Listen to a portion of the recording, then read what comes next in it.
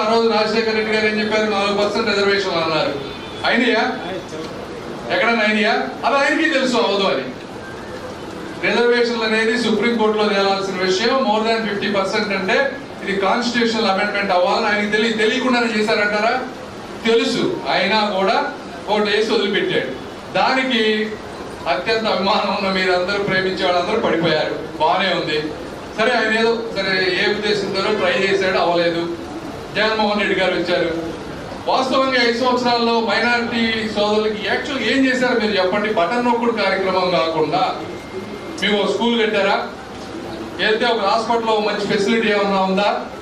Mayor ఏ రోజన్నా తిరిగాడా ఈ చుట్టుపక్కల? నాని గారికి వచ్చిన ఎలా అయింది? రోజు పొద్దు నుంచి తిరుగుతూ ఉన్నాడు ఆయన పాపం. ఏ రోజన్నా చూసారా? ఒక కమ్యూనిటీ హాల్ కట్టారా మీకు? ఏం జరిగింది అని అడుగుతా ఉన్నా. ఒక రోడ్లు వేసారా?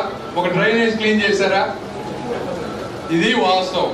కాబట్టి మైనారిటీ సోదరులు కానీ అందరూ, ఇది అన్ని వర్గాల వారికి వర్తిస్తుంది. దయచేసి ఆలోచించండి.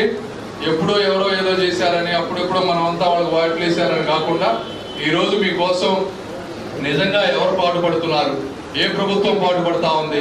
ఈరోజు కూటమి ప్రభుత్వం వచ్చిన తర్వాత సంక్షేమం, ఇన్ని అప్పులుండి ఇన్ని ఇబ్బందులున్నా 4,000 రూపాయలు పెన్షన్